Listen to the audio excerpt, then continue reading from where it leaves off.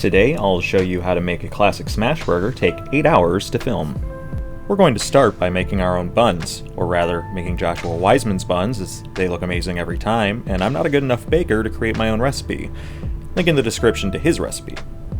Our first step is creating a tangzang. This is a paste made by heating 2 tablespoons of water, 4 tablespoons of milk, and 2 tablespoons of bread flour, then whisking vigorously until a sticky paste forms. The tangzang pre-gelatinizes the starches in the flour, which, on top of being difficult to say for a recording, is a fancy way of saying it will lead to a softer bread with a greater oven spring. Set aside your flour goo and heat up 1/2 cup of milk to 95 degrees Fahrenheit, stirring in 1 packet of instant yeast. Leave this mix in a warm place for 8 minutes, in the meantime adding to the bowl of a stand mixer 2½ cups of bread flour, 2½ tablespoons of sugar, and 1 teaspoon of salt. Whisk these together to combine instead of using your dough hook out of laziness. Once your dry ingredients are combined, turn on your lowest mix setting and slowly add in your yeast mixture, allowing the flour to absorb it before then adding the tangzang, followed by 1 whole egg and 1 egg yolk. Sharp-eyed viewers will note a distinct change in the lighting in the video at this point, which is 100% a creative choice and not the point at which I realized I had used 1½ times the amount of flour the recipe called for. Once the eggs are mixed in, add 3 tablespoons of softened, unsalted butter, 1 tablespoon at a time, allowing them to fully incorporate with the dough each time. Mix until nothing sticks to the sides of the bowl.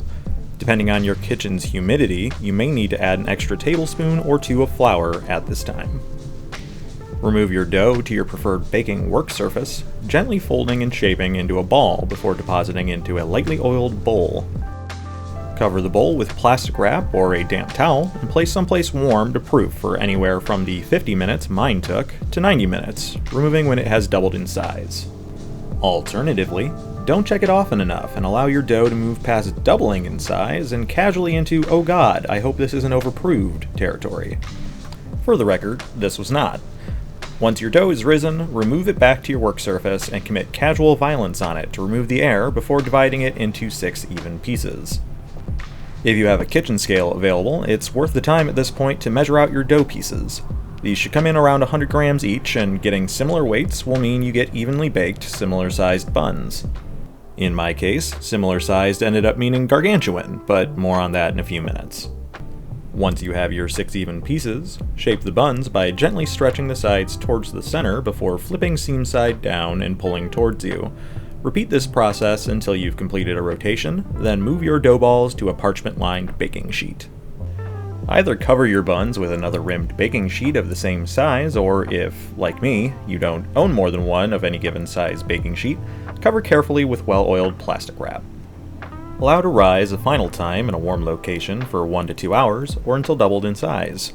If you want your bun boys to be absolute units, just go ahead and make the same mistake you made on the first rise. Bag an egg and baste your beautiful buns, but beware of buoyancy breaking brutal brushing. I do apologize for that, but an English major will never miss an opportunity for alliteration. Once your dough is thoroughly greased up, place into a 375 degree oven for 18 minutes until golden brown. While these bake, it's a good time to make our aioli. A couple of notes. The best aioli comes from putting in the effort to make a garlic paste and carefully, vigorously whisking the ingredients together in a large bowl. That being said, this method can be a bit difficult, and I'd like to show you a foolproof way of doing so. Mince 10 cloves of garlic as finely as possible. We want our aioli to have a smooth texture. Likewise, mince 1 whole habanero, or whatever pepper matches your spice tolerance. In a tall cup, add 2 egg yolks, the juice from 1 lemon, and your minced garlic and habanero.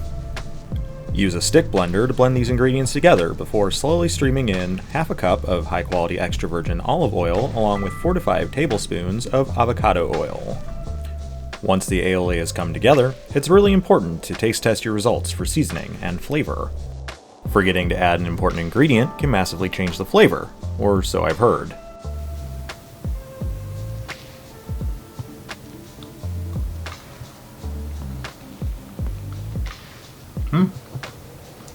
Ooh.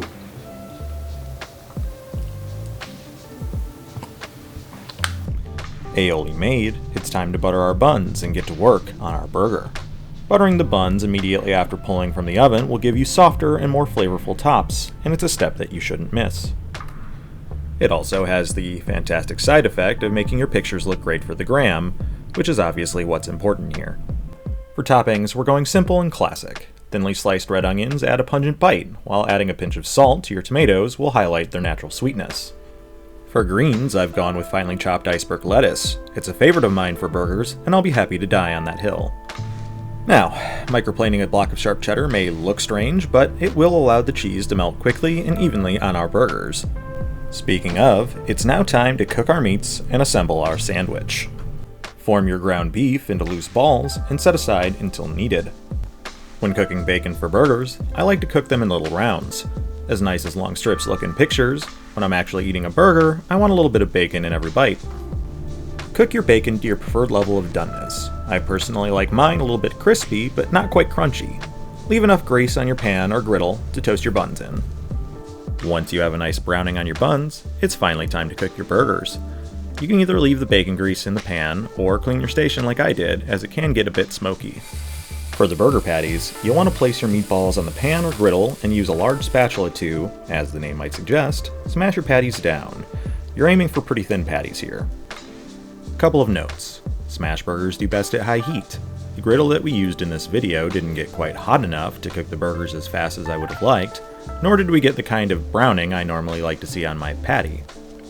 However, burgers fried in their own fat are going to be delicious pretty much no matter what, and these were no exception. Patties this thin will cook fairly quickly, so depending on your heat, you're more than likely going to want to be flipping these after 1 to 2 minutes. Give these about another minute and a half before adding cheese to both patties and stacking. At this point, you can let the cheese melt a bit naturally, but if you want a perfectly gooey cheese without overcooking your meat, you'll want to splash about an ounce of water around your patties and drop a steam lid over them. If you've done it right, there will be just enough water to melt your cheese and look good on video without accidentally boiling your burger. Now, burger cooked to some semblance of perfection, it's time to assemble. I don't think I need to insult your intelligence by teaching you how to put a burger together, but I do have a few tricks that may improve your eating experience. First, sauce both buns. You've toasted them so that they won't immediately get soggy. Take advantage of that and add extra sauce and thus extra flavor to your sandwich. Second, add flat ingredients like tomato and onions before your meat and never watch a tomato slip off an under construction burger again. Third, well, honestly, that's it. This is a burger, not rocket surgery. Let's just get a sweet cross-section and move on to Pass Josh for the taste test. I'd love to give you some audio of me cutting this burger and the delicious crunchy sounds it's making, but we talked over this, and so you have my sultry tones instead. But here we have it, the platonic ideal of a smash burger. Alright, I just spent 5 hours making a burger. Coming to regret my choices in starting this YouTube channel, but let's see what 5 hours of burger does for you. It looks good.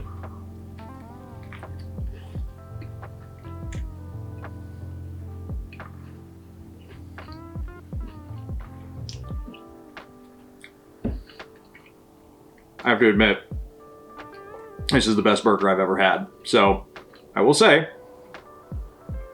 delicious, spicy, umami up the wazoo, juicy, tender, great bun, a lot of chew. It's awesome.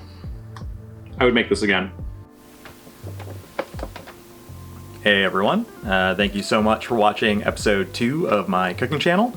If you're wondering why I'm sitting here in the daylight, not in my kitchen, not in my chef's jacket, it's because the original outro that we shot was after 8 hours of cooking, and my back had gone out, and I had a horrifying dead-eyed look in my eyes, and that just didn't make compelling video, so I'm shooting it over.